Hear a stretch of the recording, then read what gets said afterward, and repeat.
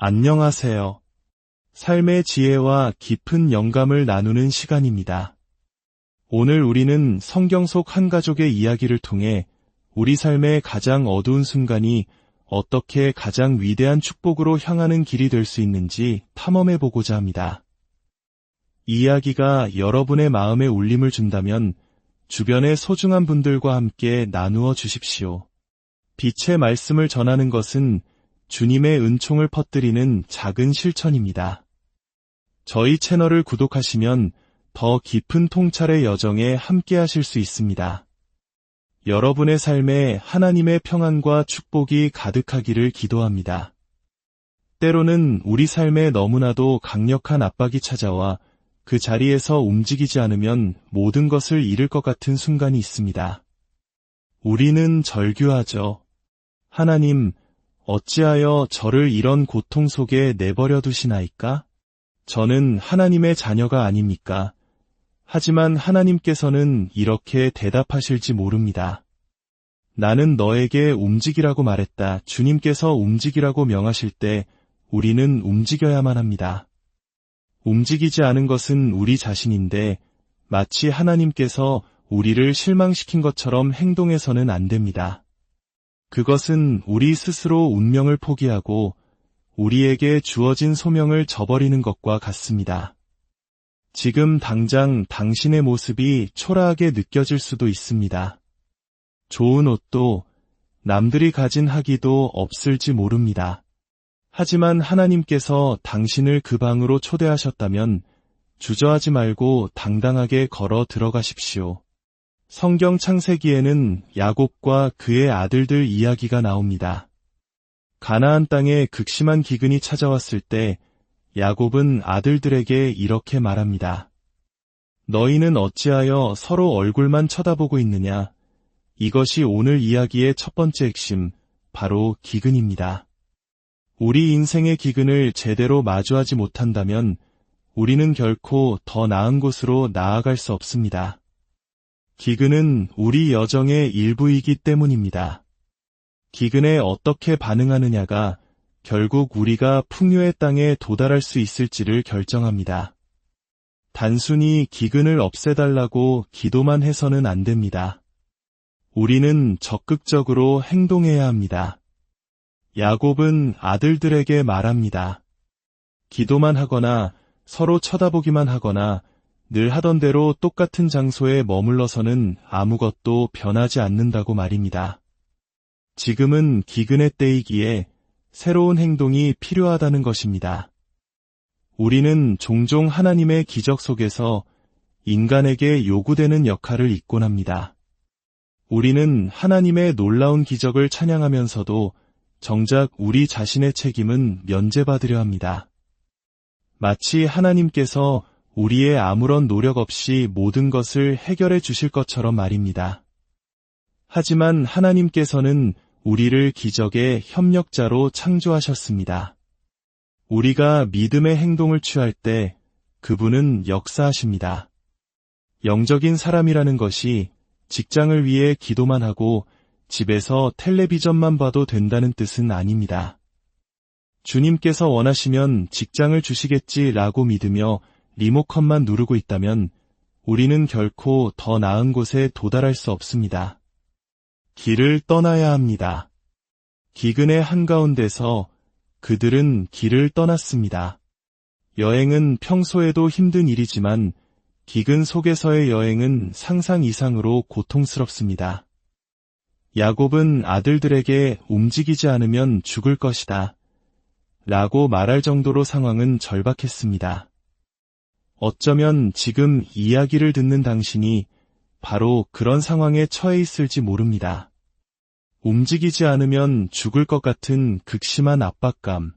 그때 우리는 하나님을 원망하곤 합니다. 제가 하나님의 자녀인데 어찌 죽게 내버려 두십니까? 하지만 하나님은 말씀하십니다. 나는 너에게 움직이라고 명했다. 탕자가 스스로를 깨닫고 집으로 돌아가야만 했던 것처럼 혈루증 앓던 여인이 예수님의 옷자락이라도 만지기 위해 기어가야만 했던 것처럼 눈먼 바디메오가 겉옷을 버리고 예수님께 나아가야만 했던 것처럼 우리에게는 행동할 책임이 있습니다. 기근의 한가운데서, 폭풍의 한가운데서, 이기의 한가운데서 움직여야 합니다. 야곱은 이집트에 양식이 있다는 소식을 들었고 아들들을 그리로 보냅니다. 여기서 중요한 교훈이 있습니다. 내가 가지지 못했을 때 가진 자들을 미워하지 말라는 것입니다. 야곱은 이집트를 미워하지 않았습니다. 오히려 그곳으로 가라고 말했습니다. 우리를 파멸시키는 것은 다른 사람이 무언가를 가졌다는 사실이 아닙니다. 바로 우리가 움직이지 않는다는 사실이 우리를 파멸시킵니다. 성경을 보면 야곱의 아들들에게는 비록 옥수수는 없었지만 돈은 있었습니다. 야곱은 아들들에게 돈을 주며 말합니다. 이집트에 가서 구걸하지 마라. 우리는 사업을 하러 가는 것이다. 우리는 영적인 사람들이지만 동시에 현실을 살아가는 법을 알아야 합니다. 많은 교회들이 성도들에게 찬양하고 춤추고 헌금하면 모든 문제가 해결될 것이라고 가르쳐왔지만 축복에는 거래적 요소, 즉 우리의 행동과 노력이 필요하다는 사실을 충분히 가르치지 못했습니다. 야곱은 구걸하러 간 것이 아니라 정당한 대가를 치르고 양식을 사기 위해 갔습니다. 기근이 그들을 이집트로 밀어넣었다는 사실을 기억해야 합니다. 하나님께서는 때로 기근을 사용하여 우리를 움직이게 하십니다. 그것이 꼭 음식의 기근일 필요는 없습니다. 사랑의 기근, 평화의 기근일 수도 있습니다. 우리 모두는 삶의 어느 한 지점에서 어떤 종류의 기근을 경험합니다. 아버지의 사랑이 부족했던 기근, 화목한 가정이 없었던 기근, 좋은 직장을 갖지 못했던 기근. 우리는 좋은 옷과 향수로 그 결핍을 가릴지 모르지만 우리 모두는 저마다의 기근을 안고 살아갑니다. 그리고 바로 그 기근이 우리를 기도하게 만들고 하나님을 찾게 만들고 울부짖게 만들며 마침내 우리를 움직이게 합니다. 하나님은 종종 기근을 도구로 사용하셔서 우리를 안락한 지대에서 끌어내십니다. 가나안에 머무는 것이 더 편안했지만 기근은 그들을 밖으로 내몰았습니다. 혹시 지금 당신의 삶이 기근으로 인해 흔들리고 있다면 이렇게 외쳐보십시오. 나는 더 나은 곳으로 가는 길 위에 있다. 우리는 소풍을 가거나 드라이브를 하는 것이 아닙니다. 우리는 더 나은 삶을 향해 하나님께서 약속하신 그곳을 향해 나아가고 있습니다. 같은 문제에 대해 불평만 하고 같은 슬픔에 대해 울기만 하는 것에 지치지 않으셨습니까? 행동하지 않는 사람들에게서 저를 구원하소서. 만약 당신의 기도가 응답되지 않고 예수님의 보혈을 의지해도 문제가 사라지지 않고 하나님을 불러도 상황이 여전하다면 그것은 하나님께서 그 기근을 당신을 한 장소에서 다른 장소로 옮기기 위한 도구로 사용하고 계신다는 신호일 수 있습니다. 악마의 방해라면 꾸짖어 이길 수 있겠지만 하나님께서 우리를 움직이게 하시려고 보낸 기근은 지금 있는 곳에서는 결코 이룰 수 없는 그분의 위대한 섭리입니다. 그리고 하나님은 우리가 너무 편안하면 절대 움직이지 않으리라는 것을 잘 아십니다. 그런데 가나안 땅의 기근뿐만 아니라 야곱의 가족 안에도 깊은 기근이 있었습니다. 성경은 야곱이 아들들을 이집트로 보내면서도 막내 아들 베냐민은 보내지 않았다고 기록합니다. 혹시라도 그에게 해로운 일이 생길까 염려했기 때문입니다. 이것은 야곱이 자기 아들들을 온전히 신뢰하지 못했다는 것을 보여주는 미묘한 단서입니다. 이 불신은 어디에서 비롯되었을까요? 바로 오래전 야곱이 가장 사랑했던 아들 요셉을 잃었던 사건에서 비롯되었습니다. 야곱이 다른 아들들과 함께 요셉을 보냈을 때 요셉은 돌아오지 못했습니다. 그 상처와 불신의 찌꺼기가 늙은 아버지의 마음에 남아 있었던 것입니다. 야곱이 베냐민에게 그토록 집착했던 이유는 요셉과 베냐민이 그가 평생 사랑했던 아내 라헬에게서 낳은 아들들이었기 때문입니다. 요셉은 죽었다고 믿고 있었기에 베냐민은 야곱에게 남은 라헬의 마지막 흔적이었습니다. 만약 베냐민마저 잃는다면 내 인생 최고의 날들의 마지막 조각마저 잃는 것이다. 때때로 우리는 너무나 큰 고통을 겪었기 때문에 무언가에 집착하게 됩니다. 그것이 돈이든 사람이든 물건이든 말입니다. 과거의 상처가 우리를 그렇게 만듭니다. 이것이 내가 가진 마지막 전부라고 생각될 때 우리는 그것을 필사적으로 붙들게 됩니다. 어쩌면 당신의 여자친구들은 나라면 그런 취급 안 받아 라고 말하고 어머니는 그 사람에게서 벗어나야 해 라고 충고할지 모릅니다. 하지만 당신은 과거에 상처받았기에 더 이상 아무것도 얻지 못할 것이라는 두려움 때문에 그 관계를 놓지 못하고 있을지도 모릅니다. 오늘 밤 우리 중 얼마나 많은 사람이 삶의 베냐민을 두려움 때문에 꼭 붙들고 있습니까? 사랑이 아니라 두려움 때문에 말입니다. 야곱은 늙었고 나이가 들수록 모든 것이 더 소중해집니다. 그는 이미 요셉을 잃었고 이제 시므온마저 이집트에 억류되었습니다. 내 아들 베냐민은 절대 데려갈 수 없다. 만일 그 아이에게 무슨 일이 생긴다면 너희는 이 늙은 아비가 슬픔 속에서 무덤으로 가게 할 것이다. 인생의 어느 시점에 이르면 더 이상 고통을 감당할 수 없을 것 같은 순간이 옵니다.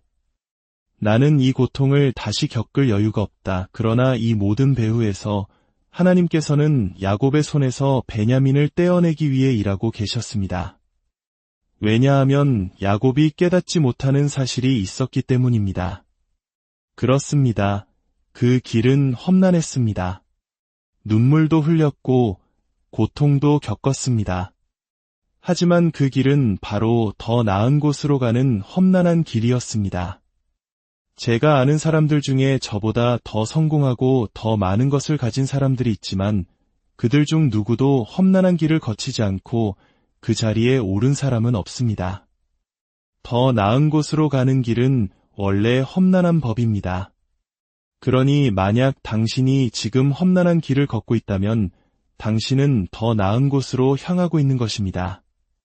고통 없이는, 눈물 없이는 더 나은 곳에 이를 수 없습니다.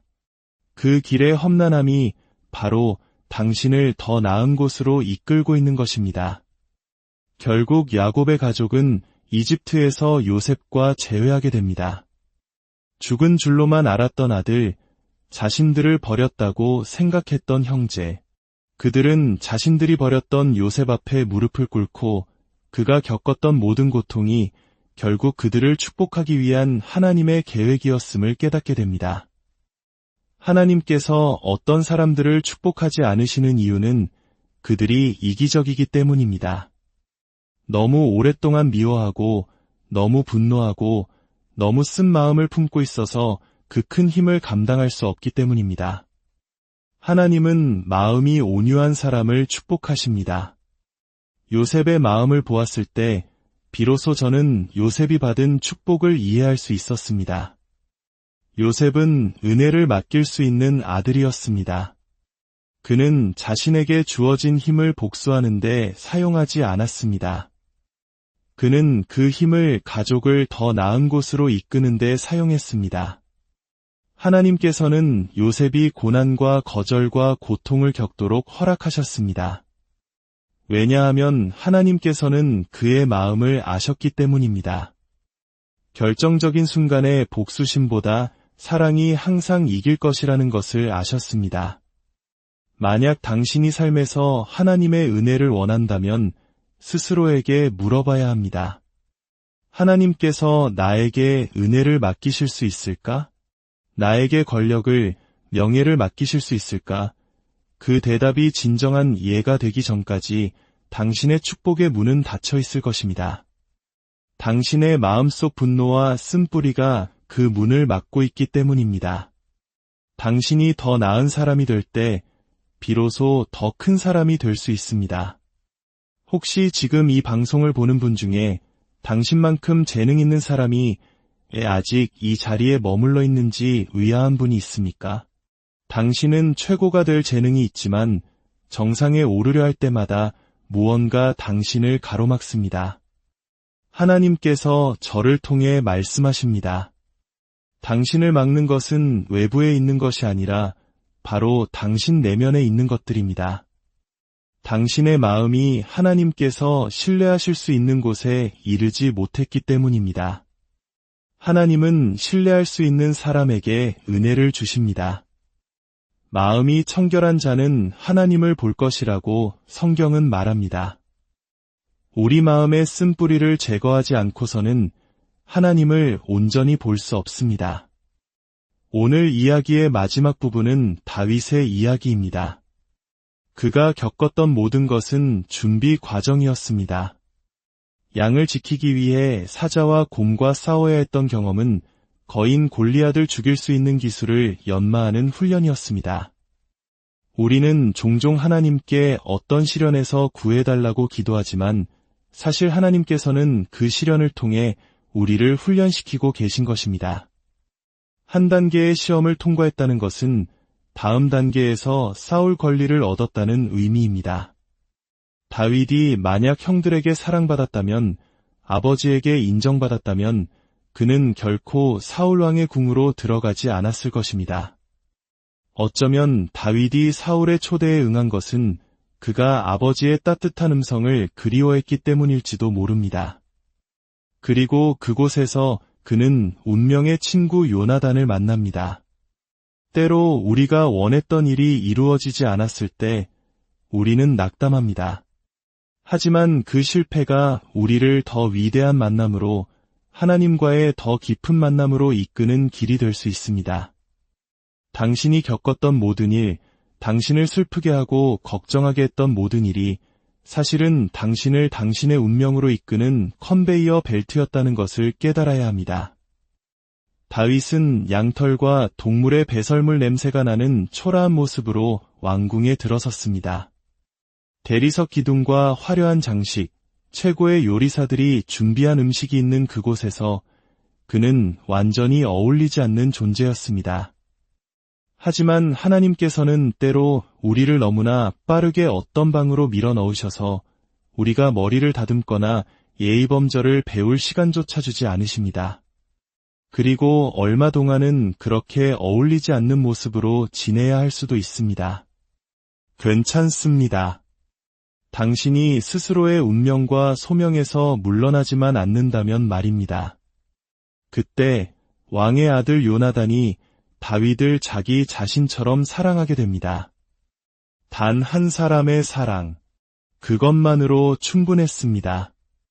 그리고 놀라운 기적이 일어납니다. 요나단은 자신의 겉옷과 군복, 칼과 활을 다윗에게 줍니다. 그런데 요나단의 모든 옷과 장비가 마치 맞춘 것처럼 다윗에게 딱 맞았습니다. 이것이 바로 하나님께서 예비하신 만남의 증거입니다. 아무런 수선이나 조정 없이 모든 것이 완벽하게 들어맞는 순간, 하나님께서 당신을 어떤 상황으로 이끄실 때 그곳은 당신에게 딱 맞는 곳이 될 것입니다. 요나단이 다윗에게 자신의 옷을 준 것은 단순한 호의가 아니었습니다. 그것은 정체성의 변화였습니다. 양치기 소년의 옷을 벗고 왕자의 옷을 입는 순간 사람들의 관점이 바뀌었습니다. 하나님께서는 어울리지 않는 사람을 데려다가 그가 속하지 않았던 환경에 완벽하게 어울리도록 다시 입히십니다. 하나님께서 당신을 위해 이미 튜닉을, 로브를, 칼을 예비해 두셨습니다. 지금은 사람들이 당신을 이상하게 쳐다볼지 몰라도 때가 되면 하나님께서 당신의 다음 단계를 위해 당신을 입히실 것입니다. 그리고 그것은 사람들의 관점을 완전히 바꾸어 놓을 것입니다. 이것은 패션에 관한 이야기가 아니라 정체성과 변화에 관한 이야기입니다. 양치기 소년이 왕자가 되는 이야기입니다. 그러니 당신이 가지지 못한 것에 대해 걱정하는 것을 멈추십시오. 당신이 올바른 장소에 도착했을 때 필요한 모든 것은 이미 그곳에 예비되어 있을 것입니다. 당신이 돈을 내지 않아도 될 만큼 당신을 아껴주는 사람이 나타나 모든 것을 당신의 발 앞에 놓아줄 것입니다. 그리고 당신이 그것을 입었을 때 그것은 원래 당신의 것이었던 것처럼 보일 것입니다. 하나님께서 당신을 위해 예비하신 것은 이 세상 어떤 악마도 빼앗아갈 수 없습니다. 이제 당신이 그것을 입어야 할 계절이 오고 있습니다. 두려워하지 말고 그것을 입으십시오. 그리고 그것이 당신의 것인 양 당당하게 걸어가십시오. 여러분의 삶에 닥친 모든 고난과 기근이 여러분을 더 위대한 축복과 더 나은 곳으로 이끌기 위한 하나님의 세밀한 준비 과정임을 믿으십시오. 그 험난한 길이 바로 여러분을 위한 길입니다. 주님의 평안과 은혜가 이 말씀을 듣는 모든 분들과 함께하기를